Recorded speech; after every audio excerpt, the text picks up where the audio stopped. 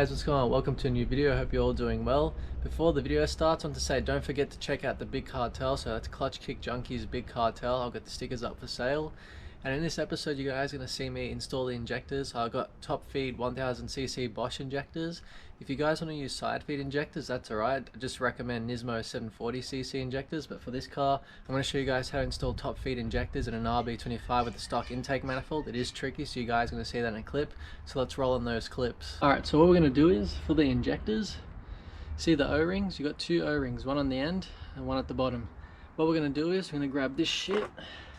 This gross Vaseline. It is 100% petroleum jelly. I can't even say the word properly. So what we're going to do is we're going to grab a bit of this, we're going to smear around the O-ring, so that way when we put it back into its place it doesn't rip the O-ring. And then when we do the top bits of the O-rings with the Vaseline, once we slide this on, you don't want to rip the O-rings because this is very tricky to... You're going to see in the video clip what I mean with this being tricky, because put the Vaseline in the O-rings because, you know, people use motor oil. Some people say they use spit, but it's best to use that Vaseline because it's slippery, so it slides into its place into this. Also, what I forgot to mention was, the scary part is, if you don't install your injectors properly, you will get fuel leak and you will die. That thing will catch fire and you will die. I'm just kidding, you'll be alright. What I'm trying to say is, if you don't install these properly, they will leak.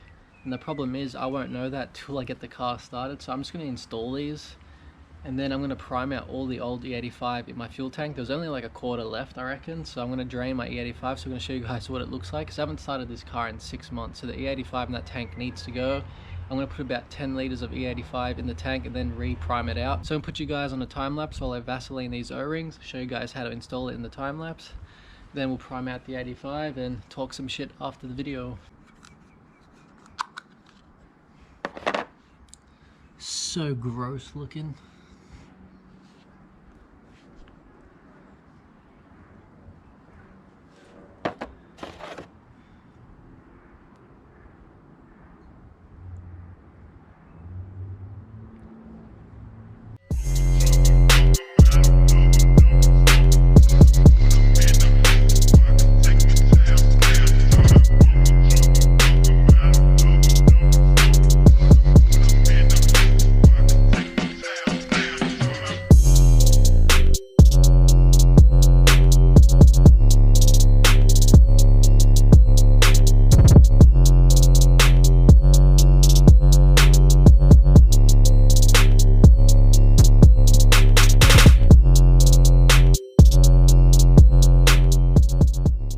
So I've currently put all this petroleum jelly on top of the O-rings. Time to chuck on the fuel rail. It's going to be a pain in the ass because there's just so much things in the way with the intake manifold. If it was a forward-facing intake manifold, I would have no issues just sliding this on, but because of this, it's such a big bloody intake manifold, you have to go in here and wiggle it around, and that's why you chuck a lot of Vaseline on, because the time you wiggle that shit on, it will take off a lot of Vaseline off, and you don't want to rip an O-ring. I want to make sure this goes all okay. So making sure everything is in their spot, which they are. I just realized something.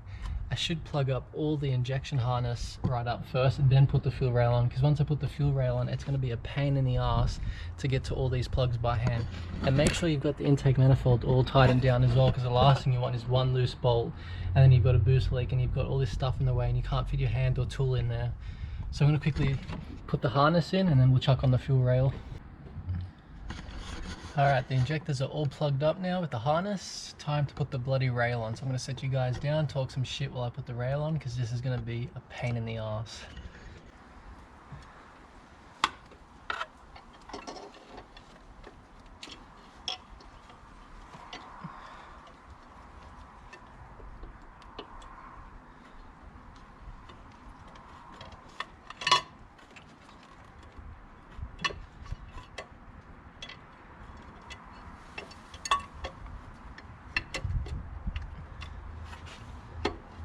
See, already a pain in the ass.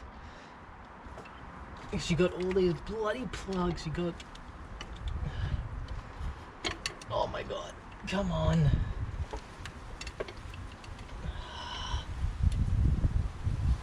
Wiggle, wiggle, wiggle.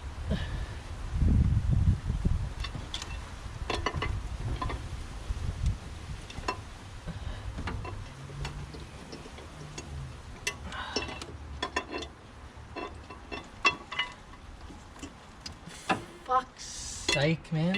Fuck's sake. Fuck's sake. Always something stupid.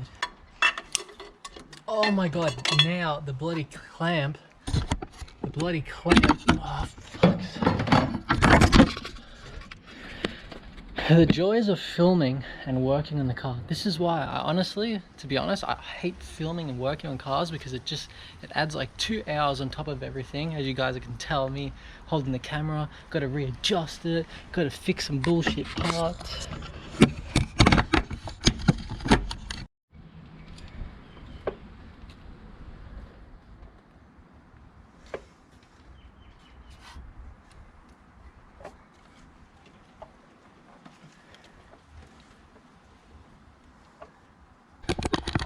Alright, now that we've got the fuel rail in, we're going to put the washer between the two gaps here, and then grab the Allen key bolt, and then we'll bolt them down, and then the fuel rail will stay flush on the injectors, and hopefully I've sealed it correctly. Because it's such a pain in the ass to deal with this section. Like, yes, the forward facing plenum is great for many reasons, but the intake manifold, I love it best because it's early boost response. You know, paying like $1,000 for a decent forward facing intake plenum doesn't really seem worth it. It does look cooler, I must admit, but to be honest, I'm looking for early boost, and I'm hoping to aim for about 3,800 RPM at full boost with this setup, and it's going to be mad.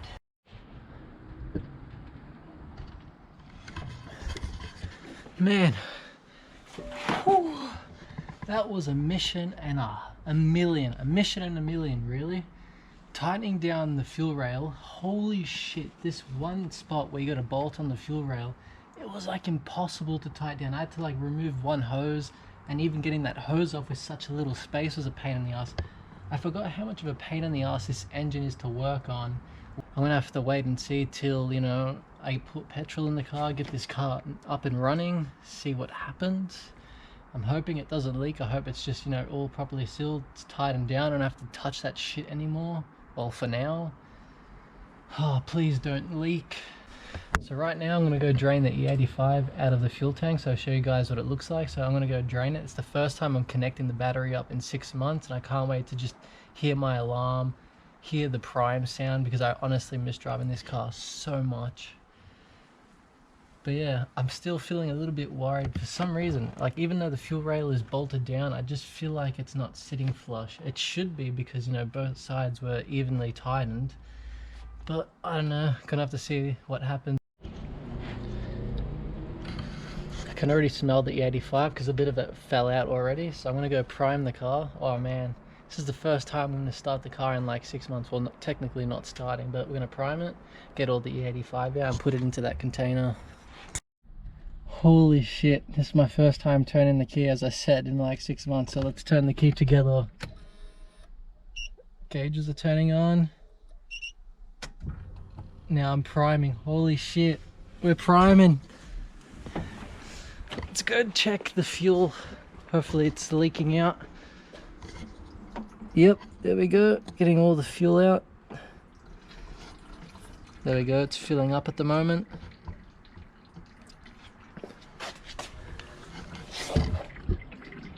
I don't know if you guys can hear that, but it's priming at the moment. So let's get out all the shitty E85 and then we'll inspect it.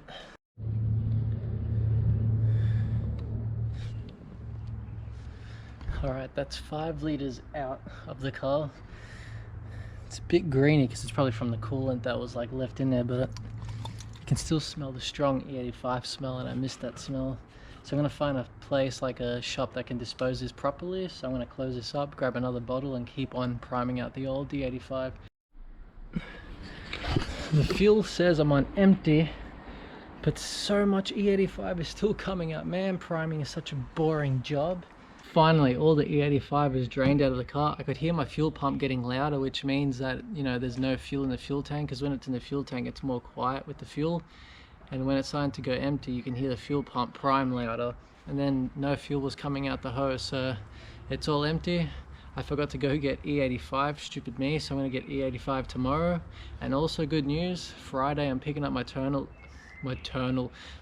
and external gate. Sorry, I'm just really tired. You probably can tell by my eyes and the way I'm talking, but I still got so much to do. All I have to do left is just put the alternator in. I'm using my old alternator, it sucks, so I'm just gonna get an LS1 replacement down the line sometime. So I'm not sure when, but maybe in a couple of months I'll go pick up an LS1 alternator, because they pump out more amp than RB25 does. Because when you want bigger injectors, fuel pump relays, gauges, when you use more electricity, you want a bigger alternator to pump all that electricity. But anyway, enough talk of that crap. And what's left is, after I put the alternator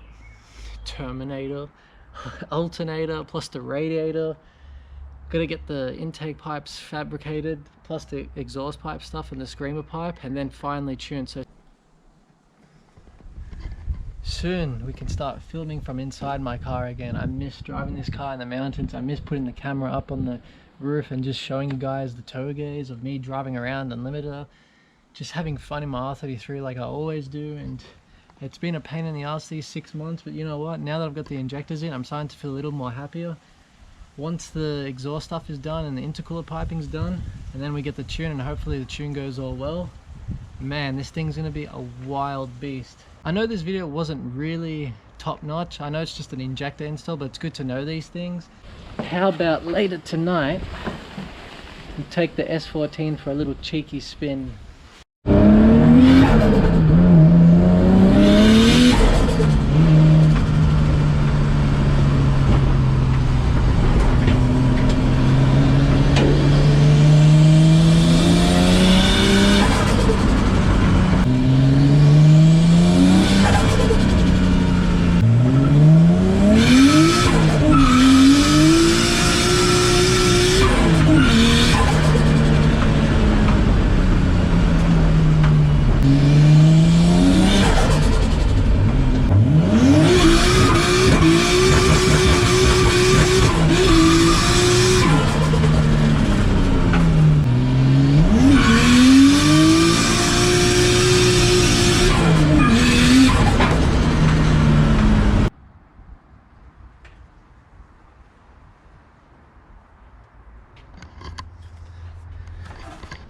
Finally, now that we've got the injectors bolted down in, there's just like a few things to go, and then we're set off to the tune shop and hopefully make some serious power.